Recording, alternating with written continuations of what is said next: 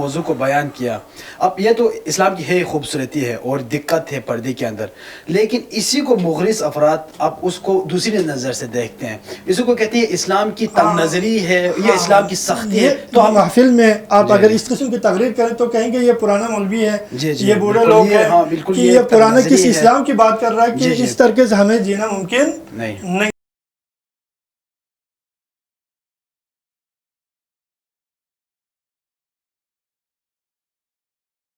السلام علیکم ورحمۃ اللہ وبرکاتہ.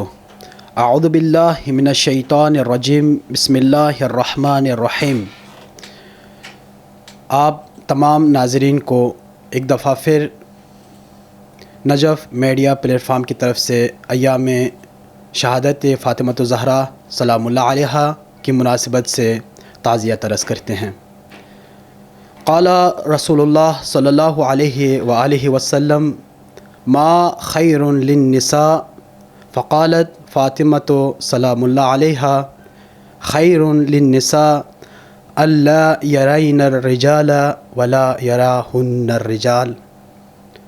سامعین ناظرین کرام، ایام شہادت فاطمۃ الزہرا اور ذکر قرآن کتنا خوبصورت امتزاج ہوگا. آج آپ کی خدمت میں ناظرین کرام کتنا خوبصورت یہ امتزاج ہوگا کہ قرآن کا ذکر اور ایام فاطمۃ الزہرا. آج اپنے ناظرین کے لیے نجف میڈیا پلیٹ فارم پیش کرنے جا رہے ہیں. پردے کی اہمیت قرآن کی نظر میں. پردے کی اہمیت یقیناً حیا و عفت. پردہ وہ اسلامی اقدار ہیں جن کے آغوش میں ایمان پلتا ہے. جہاں پہ حیا عفت مجروح ہو جائے وہاں سے ایمان نکل جاتا ہے. آج انتہائی اہم موضوع کے اوپر ہمارے ساتھ تشریف رکھتے ہیں جناب شیخ فدا حسین مبلغی صاحب، جو انتہائی فاضل عالم حوزہ نجف کے بزرگ علماء میں جن کا شمار ہوتے ہیں. ہم آپ کو پروگرام کے اندر خیر مقدم کرتے ہیں اور آپ کا ہم مشکور ہیں کہ آپ نے ہمیں وقت دیا. اور ساتھ ہی یقیناً یہ ایام فاطمۃ الزہرا سے منسوب ہے اور انہی کا تذکرہ کرتے ہیں. اور جب ایام فاطمیہ کے دوران ہم جب مختلف موضوعات کے اوپر نگاہ کرتے ہیں تو ایک موضوع جو ابھر کر سامنے آتا ہے جس کو ہم چاہتے ہیں کہ انہی ایام میں زیادہ جچتا ہے کہ ہم اسی پہ بات کریں کہ قرآن یقیناً منبع ہدایت.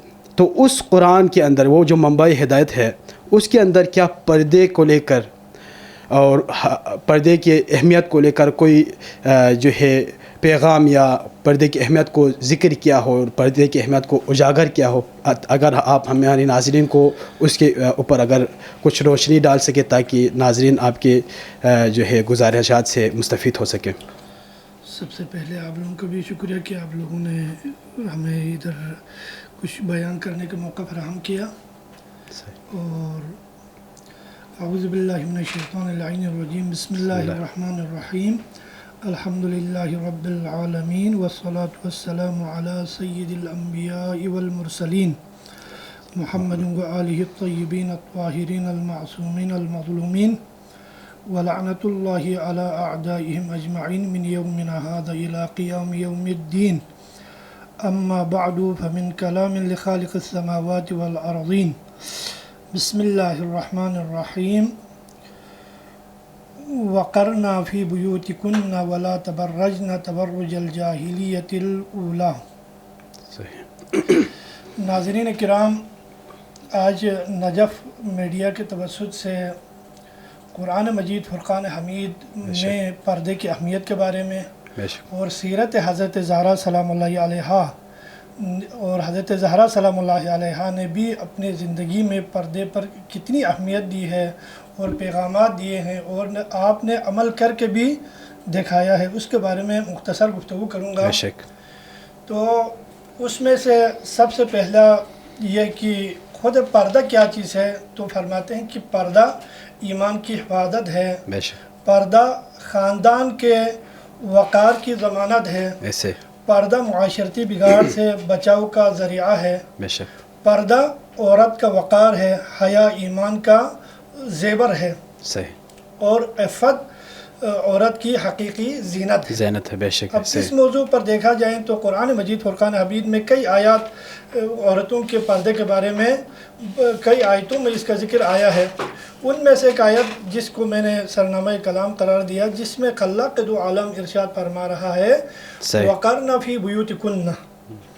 یہ خطاب ظاہراً اس کا مخاطب رسول اکرم صلی اللہ علیہ وسلم کی زوجات ہے، صحیح، لیکن حکم عام ہے، زوجیات کے لیے تاکید ہے، جی، لیکن حکم تمام مسلمان عورتوں کے لیے ہے کہ وَقَرْنَ فِي بُيُوتِكُنَّ، تم اپنے گھروں میں بیٹھے رہیں صحیح، اور اپنے زینت کے ساتھ، آرائش کے ساتھ، جی، اور اپنے تمام زینت کر کے لوگوں کو اپنے زینت کو دکھانے کے لیے، نمائش کرنے کے لیے، صحیح، اپنے زیورات کی نمائش کرنے کے لیے، جی، اپنے کپڑوں کی نمائش کرنے کے لیے مردوں کے سامنے ظاہر نہ ہو، صحیح، بلکہ اپنے گھروں میں ہی رہیں. صحیح، اور جس طریقے سے وَلَا تَبَرَّجْنَا تَبَرُّجَ الْجَاهِلِيَّةِ الْأُولَىٰ، صحیح، جو جاہلیت اولا ہے اس کی طرح ظاہر ہو کے زینت کر کے لوگوں کے سامنے نمائش کرنے کے لیے نہ نکلے، گھروں میں ہی رہیں. صحیح. تو یہاں پر یہ ہے کہ گھروں میں رہنے کے لیے خود آپ اسلام کی تعلیمات کو دیکھیں.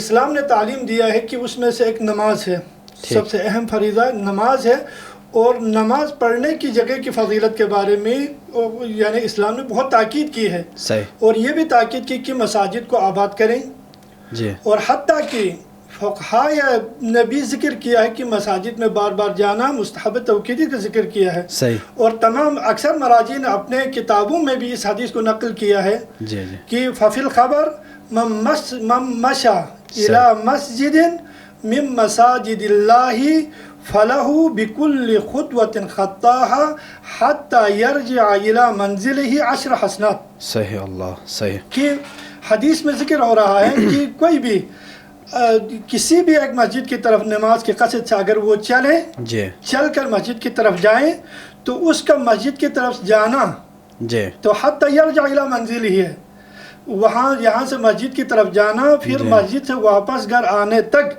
جتنا قدم اس نے چلا ہے، جتنا قدم اس نے یعنی قدم چلا ہے، اس کے ہر قدم کے بدلے اللہ تعالیٰ اس سے 10 حسنات یعنی عطا فرماتے ہیں، اس کے نامہ اعمال میں لکھا جائے گا. بالکل. اور دوسرا فرماتے ہیں کہ وَمَحَ عَنْهُ 10 حسنات، صحیح، ہر قدم کے بدلے میں اللہ تعالیٰ اس کا 10 یعنی وَمَحَ عَنْهُ 10 سیئات، صحیح، 10 یعنی سیئات کو مٹا دیتا ہے. صحیح. اور وَرَفَعَ لَهُ 10 درجات، اور 10 درجات اس کا بلند ہوتا ہے. بلند ہوتا ہے، بے شک. کس کے لیے؟ ایک مرد اگر وہ نماز کے قصد سے مسجد کی طرف چلے جی، تو اس کے ہر قدم کے بدلے میں اللہ تعالیٰ یعنی اس کا نیکیوں کا بھی حسرات دیتے ہیں، گناہ کو بھی مٹا دیتے ہیں، اور 10 درجات اس کا بلند بھی کرتے ہیں. بالکل. لیکن اس مقام پر دیکھیں، آیا عورتوں کے لیے بھی یہ ثواب ہے؟ آیا عورتوں کے لیے بھی مسجد میں جانے کے لیے یہی ثواب رکھا ہے، یا ان کے لیے کوئی اور حکم ذکر کیا ہے؟ صحیح. تو ہم نے جو ناصرنامہ کلام آیہ کریمہ میں ارشاد فرمایا تھا، اللہ تعالیٰ فرماتا ہے وَقَرْنَ فِي بُيُوتِكُنَّ، صحیح. تو مراجعین فرماتے ہیں وَصَلَاةُ الْمَرْأَةِ فِي بَيْتِهَا أَفْضَلٌ. اللہ، صحیح. یہاں مرد کے لیے کہہ رہے ہیں کہ مسجد میں اتنا فضیلت ہے، اتنا فضیلت ہے، اور عورت کے لیے فرما رہا ہے کہ مسجد گھر ہی ان کا بہترین جگہ ہے، سب سے بہترین عورت کی عبادت کرنے کی جگہ اس کا گھر ہے. صحیح. اور پھر بھی کہتے ہیں کہ گھر میں بھی سب سے اندر والا کمرہ جہاں سے کوئی مرد اس کو کی طرف نظر نہ کر سکے. بالکل. تو اس گھر کے اندر نماز پڑھنا اس کے لیے سب سے بہترین عمل ہے، جگہ ہے. بالکل صحیح. تو یہاں پر ہمیں یہ پتہ چلتا ہے کہ پھر اس کے بعد پیغمبر اکرم صلی اللہ علیہ وآلہ وسلم نے ایک دفعہ دربار میں اپنے اصحاب سے سوال کیا، صحیح، کہ ای شیء اقرب الی اللہ، یعنی عورتوں کے لیے کیا چیز تقرب الہی ہونے کے لیے سب سے کم چیز کیا ہے؟ صحیح. سوال کیا. صحیح. تو لوگوں کو اس کا جواب یعنی وہ جواب نہ دے سکے. تو حضرت زہرا سلام اللہ علیہا نے جب یہ سوال سنا تو آپ نے فرمایا کہ عورتوں کے لیے سب سے بہترین تقرب الہی کے لیے اس کا گھر ہے، اس کے گھر میں بیٹھے رہنا. اچھا، ماشاءاللہ. یعنی خلاصہ یہ ہوا کہ کوئی کسی ضرورت کے بغیر جی شرعی کوئی جواز کے بغیر جی گھر سے باہر نکلنے سے ہر عبادت اس کے گھر میں ہی بہتر ہے، افضل ہے۔ بے شک چنانچہ اب اس اعتبار سے کہ اور بھی روایتیں موجود ہیں صحیح کہ اس کو انسان کو عورتوں کے لیے سب سے بہترین پردہ کیا ہے، اس کا اپنا گھر ہے۔ گھر ہے دوسری روایت میں دوسری آیت جس میں اللہ کے دو عالم رسول اکرم صلی اللہ علیہ وسلم کو مخاطب کر کے ارشاد فرماتا ہے جی وَقُلْ لِلْمُؤْمِنَاتِ جی يَغْضُضْنَ مِنْ أَبْصَارِهِنَّ صحیح وَيَحْفَظْنَ فُرُوجَهُنَّ وَلَا يُبْدِينَ زِينَتَهُنَّ إِلَّا مَا ظَهَرَ مِنْهَا۔ صحیح اس آیت میں اللہ کے دو عالم ارشاد فرما رہا ہے، اے نبی آپ کہہ دیجئے مؤمنات کو، صحیح مؤمنات سے کہہ دیجئے یغضضن من ابصارہن، اپنے نگاہوں کو نیچے رکھیں۔ یعنی اس میں عام طور پر ہمارے معاشرے میں یہ تصور کیا جاتا ہے کہ مردوں کو عورتوں کی طرف دیکھنا حرام ہے، مگر یہ تصور نہیں ہوتا کہ عورتوں کو بھی مردوں کی طرف دیکھنا حرام ہے یا نہیں ہے۔ صحیح عموماً یہ بات نہیں کی جاتی یہ ہے بات کی جاتی بالکل ایسے کہ عموماً یہ تصور کرتا ہے صرف مردوں کو عورتوں کی طرف دیکھنا حرام ہو، صحیح جبکہ قرآن کی صریح آیت ہے جس میں اللہ کے دو عالم رسول اکرم صلی اللہ علیہ وسلم سے ارشاد فرما رہا ہے جی اے نبی کہہ دیجئے یعنی ان مومنات سے کہ اپنی نگاہوں کو نیچے رکھیں، نیچے رکھے بالکل اور فرما رہے ہیں وَيَحْفَظْنَ فُرُوجَهُنَّ، اور اپنی عفت کی حفاظت کریں۔ صحیح پھر تیسرا حکم کیا فرما رہا ہے وَلَا يُبْدِينَ زِينَتَهُنَّ، صحیح اور اپنے زینت کا اظہار نہ کریں، صحیح اپنے زینت والی ان جگہوں کو نہ دکھائیں۔ نہ دیکھ بالکل تو یہ تین چیزیں یعنی کہ کہہ رہے ہیں کہ یغضضن ابصارہن، اپنے نگاہیں نیچے نیچے رکھیں۔ رکھیں اب اس میں ایک دو حدیث بھی ساتھ میں شیئر کروں گا، جی جی جن میں سے ایک حدیث یہ ہے کہ رسول اکرم صلی اللہ علیہ وسلم کے بارگاہ میں ایک دفعہ جی آپ کا ایک نابینا صحابی تھا جی جی یعنی ام مکتوم۔ صحیح جب وہ رسول اکرم صلی اللہ علیہ وسلم کے گھر آتے ہیں جی جی تو رسول اکرم صلی اللہ علیہ وسلم نے حضرت ام سلمہ اور میمونہ جی جو ان دونوں کو حکم فرمایا کہ آپ دونوں پردہ کریں، جی تو اس وقت انہوں نے عرض کیا یا رسول اللہ یہ تو نابینا ہے، جی یہ تو ہمیں نہیں دیکھ سکتا ہے۔ تو پیغمبر اکرم صلی اللہ علیہ وسلم نے فرمایا کیا یہ نابینا ہے، کیا تم دونوں بھی اندھی ہو گئی ہے؟ صحیح کیا تم لوگوں کی آنکھ سلامت نہیں ہے؟ صحیح کیا تم اس کو نہیں دیکھ سکتے ہو؟ صحیح تم بھی اس کو، تو اس لیے پیغمبر نے منع کی، حکم کیا کہ ان دونوں کو کہ تم دونوں پردہ کریں۔ پردہ کرے بالکل اور اسی کے مطابق ایک یہ ہے کہ روایت جس کو بحار الانوار والے نے بھی ذکر کیا ہے اور کشف الغمہ میں بھی ہے اور امالی میں سے کا بھی حوالہ دیا ہے، جی جو یعنی پیغمبر ابو سعید خدری سے یہ روایت ہے، صحیح تو انہوں نے حضرت علی علیہ السلام سے جی یہ روایت نقل کیا ہے کہ امیر المومنین علیہ السلام ارشاد فرماتے ہیں کہ میں ایک دن بز میں پیغمبر میں موجود تھا، جی تو پیغمبر اکرم صلی اللہ علیہ وآلہ وسلم نے جی کہ تمام اصحاب سے یہ سوال کیا صحیح کہ عورتوں کے لیے سب سے بہترین چیز کیا ہے، صحیح سب سے بہتر جو عورت کے لیے کیا چیز ہے؟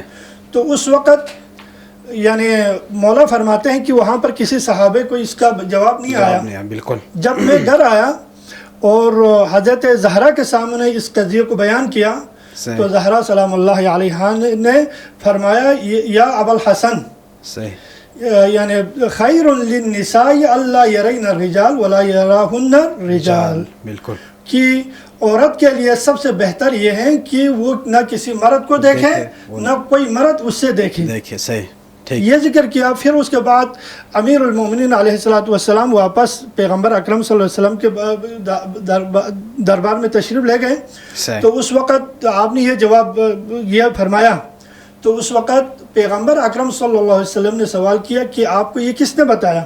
ٹھیک ہے، تو آپ نے ذکر کیا کہ فاطمہ زہرا سلام اللہ علیہا نے یہ جواب دیا۔ تو پیغمبر اکرم صلی اللہ علیہ وسلم نے کہا اشہد ان فاطمہ بضعۃ منی، میں گواہی دیتا ہوں کہ فاطمہ میرا ٹکڑا ہے، میرا حصہ ہے۔ صحیح تو یہ حضرت فاطمہ زہرا سلام اللہ علیہا نے بتایا کہ عورت کے لیے بھی بہتر یہ ہے کہ وہ کسی مرد کو نہ دیکھے۔ صحیح اب دوسرا آیت کے آخری حصے میں آگے ارشاد فرما رہا ہے کہ پہلی آیت میں ہم نے ذکر کیا تھا، جی اللہ کے تو عالم نے کہا ذکر فرمایا تھا یہاں پر وَلَا تَبَرَّجْنَا تَبَرُّجَ الْجَاهِلِيَّةِ الْأُولَى، جی. اب جاہلیت اولا میں کیا تھا صحیح. کہ وہاں پیغمبر اکرم صلی اللہ علیہ وسلم تشریف لانے سے پہلے والے اس زمانے میں جی جی. جو عرب کی عورتیں تھیں کہ وہ اپنے دوپٹے کو صرف شانوں پر لگا کے صحیح. زینت کر کے خود کو آرائش کر کے صحیح.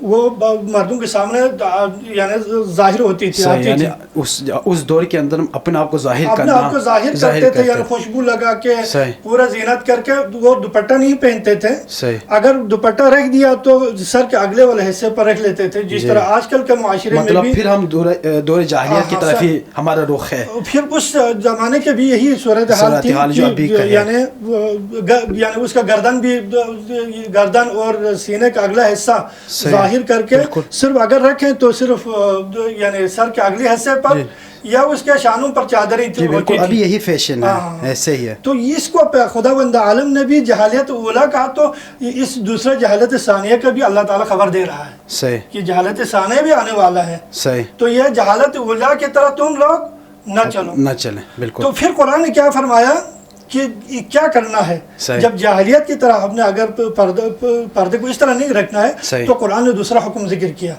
وَلْيَضْرِبْنَ بِخُمُرِهِنَّ عَلَى جُيُوبِهِنَّ. ٹھیک. صحیح. کہ تم لوگ وہ جہالت کے زمانے کی طرح نہ چلیں ان کو عورتوں کی طرف، بلکہ وَلْيَضْرِبْنَ بِخُمُرِهِنَّ. خمر کہتے ہیں کہ یعنی اس کا عام الفاظ میں آپ یوں کہیں کہ دوپٹہ یا چادر کو کہتا ہے. صحیح. تم اپنے چادروں کو یا دوپٹے کو کیا کریں، جیوب کہتے ہیں گریبان کو. ٹھیک. صحیح. گریبان. تو یہاں پر جیوب سے مراد یہاں پر یعنی یہ سینے کا اوپر والا حصہ اور گردن ہے. صحیح. تو قرآن نے حکم دیا کہ اس جہالت کی عورتوں کی طرح تم پردہ نہ کریں، بلکہ پردے کریں تمہارے سینوں کو اور تمہارے گردن کو بھی چھپا لیں. صحیح. وَلْيَضْرِبْنَ اور اپنے پردے کو لگا دیں. بِخُمُرِهِنَّ اپنے گریبان کو اور گلے کو بھی یعنی پردہ کریں. صحیح. اب اس سے کیا ظاہر ہوگا کہ اس کا پورا ایک عورت جو ہے پورا پردے میں آ جاتی ہے. صحیح. وَإِلَّا عام جو ابھی صورتحال ہے کہ عموماً جو ہے جوان عورتیں جو بالخصوص کالج یونیورسٹیوں میں جاتی ہے تو ان کے لیے پردے کا ذکر کرنا ہی فضول ہے. ان کے پردے کا کوئی تصور ہی نہیں ہے. اب جو اس کے علاوہ بھی جو پردہ کرتی بھی ہے تو وہ صرف یہ ہے کہ ہمارا عموماً کیا کر لیتے ہیں، سر کا اگلے حصے پر چادر رکھتی ہے اور اگلا والا پورا حصہ یعنی نہیں چھپاتے، ایسے ہی ظاہر اوریان ہی رہتے ہیں. تو قرآن نے حکم دیا کہ وَلْيَضْرِبْنَ بِخُمُرِهِنَّ عَلَى جُيُوبِهِنَّ کہ ان کو چاہیے کہ اپنے گریبان پر بھی اپنے گلے کو بھی چادر سے لپیٹ لیں، چادر سے چھپا لیں. یہ دوسرا حکم تھا کہ قرآن نے پردہ اس طرح سے کیا کرنا ہے. اور اس آیت میں درمیان میں کچھ اور حصہ اس کو چھوڑ کر آگے حصہ میں آیت میں اللہ تعالیٰ ارشاد فرما رہا ہے وَلَا يَضْرِبْنَ بِأَرْجُلِهِنَّ لِيُعْلَمَ مَا يُخْفِينَ مِنْ زِينَتِهِنَّ. صحیح. فرما رہے ہیں اللہ تعالیٰ ارشاد فرماتے ہیں کہ تم عورتوں سے کہ یعنی پاؤں مارتی ہوئی، پاؤں زمین پر مارتی ہوئی نہ چلیں. صحیح. تاکہ پھر فرماتے ہیں کہ وَلَا يَضْرِبْنَ بِأَرْجُلِهِنَّ لِيُعْلَمَ مَا يُخْفِينَ زِينَتَهُنَّ تاکہ ان کو ظاہر کرے اپنے زینت کو. صحیح. مثلا اس زمانے میں جو پاؤں پر بھی کچھ چیزیں وہ زنجیر وغیرہ وہ تھے، جب وہ پاؤں کو صحیح طریقے سے مارتی تھی اس پر تو اس کے آواز سے لوگ ان کی طرف متوجہ ہوتے تھے. ایسے بالکل. تو یہاں ایک ضرب المثال ہے، یہاں پر مثال کے طور پر دیا ہے کہ اس کا پازیب وغیرہ کا آواز لوگ سنیں گے، لوگ اس کی طرف متوجہ ہو جائیں گے. تو آج کل کے ماحول میں بھی ایسا ہی ہے کہ کوئی عورت اگر تیز خوشبو لگا کے صحیح یعنی کہ ہر وہ چیز جو مردوں کو اس کی طرف متوجہ کرے بالکل، یا کوئی رنگین لباس پہن کر صحیح یعنی کہ ہم اسی کو زینت کی تعریف سمجھ سکتے ہیں. ہاں اسی چیز کو. ہاں صحیح. اب اس چیز کے ذریعے سے مثلا وہ پاؤں نہیں مارتی ہے. صحیح. پھر بھی اس کی دوسری چیزیں ہیں جس سے لوگوں کی توجہ اس کی طرف ہوتی ہے. فلسفہ کیا ہے؟ یہ اگر آپ سے میں پوچھنا چاہوں، اگر کوئی ایسی خاتون ہے جس نے بہت ہی جو ہے نمایاں کپڑا پہنا ہے، کلر ایسا پہنا ہے، تو وہ بھی زینت میں اسی ولا یضربنا میں اس میں یہ بھی آ جاتی ہے کہ اس کا پاؤں زمین پر نہ مارنے کا مطلب یہ تھا کہ لوگوں کو اس کی طرف متوجہ کرنا. تو ہر وہ چیز جس کے ذریعے سے لوگوں کی توجہ اس عورت کی طرف ہوتی ہو تو وہ تمام چیزیں اس کے لیے حرام ہے. بالکل صحیح. تو اس کو قرآن نے صریحتاً یعنی منع کیا ہے. صحیح, یعنی اس میں کوئی کنفیوژن نہیں ہے, کوئی بھی چیز ہو مطلب واضح چیز اس میں حکم خدا ہے کہ ولا یضربن بارجلہن لیعلم ما یخفین من زینتہن. تو یہاں سے بھی ہمیں پتہ چلتا ہے کہ عورت کا یہ چلنے کا انداز. اب آپ دیکھیں قرآن مجید فرقان حمید نے تمام چیزوں کو بیان کیا کہ قرآن کو گفتگو کے بارے میں بھی قرآن میں اللہ تعالیٰ ارشاد فرما رہا ہے. صحیح. اب یہ دو چیزیں ہو گئی, پردہ کس طرح کرنا ہے, چادر کو کس طرح اڑنا ہے, پھر اس کے بعد چلنے کے انداز کے بارے میں بھی قرآن نے یعنی دستور دیا. ابھی بات کرنے کے بھی دستور دیا ہے قرآن نے. اور عورتوں سے ذکر ہو رہا ہے لا تخضعن بالقول فیطمع الذی فی قلبہ مرض. صحیح. اللہ تو کہتے ہیں کہ تمہارے گفتگو بھی اتنی نرمی میں گفتگو بھی نہ کریں. صحیح. کوئی لالچ والا بندہ جو گناہ کا تصور نہ کر سکے. بالکل. جی. تو قرآن نے یہ واضح کے طور پر عورتوں سے منع کیا کہ بھی تم نرمی سے اور کچھ یعنی خواہشات کو ظاہر کرنے والوں کے سامنے اس طریقے سے گفتگو بھی نہ کریں. بہت دقت ہے واقعا. تو آپ دیکھیں کہ قرآن نے عورتوں کے لیے تمام چیزوں کا دستور دیا ہے. کس طرح چلنا ہے, گھر سے باہر کس طرح نکلنا ہے. اور اس طریقے سے قرآن نے اور ایک آیت ہے جس میں خالق دو عالم نے پردے کا اور ایک ذکر کیا ہے. یا ایھا النبی قل لازواجک وبناتک ونساء المؤمنین یدنین علیہن من جلابیبہن. اللہ. صحیح. ذالک ان یعرفن فلا یؤذین. صحیح. اب قرآن میں وہاں پر ذکر ہو گیا دوپٹے کا اور اس کا یعنی پہننے کا انداز بھی بیان کیا. صحیح. ابھی بتا رہے ہیں کہ ایک جلباب ہے, جلابیب کا ذکر ہوا ہے. صحیح. جلابیب کس سے کہتے ہیں کہ کہتے ہیں قل یا ایھا النبی قل لازواجک, کہ نبی آپ اپنی بیویوں کو اور یعنی بیٹیوں کو اور مسلمانوں کے مومنین کے عورتوں سے کہہ دیجئے یدنین کا لفظ یہاں پر آپ ظاہر میں کہتے ہیں کہ تھوڑا کپڑے کو لمبا چھوڑ دیں, لٹکا رکھیں. لٹکا سے مراد یہ ہے کپڑے کو تھوڑا لمبا کر کے چھوڑ دیں. صحیح. ٹھیک ہے.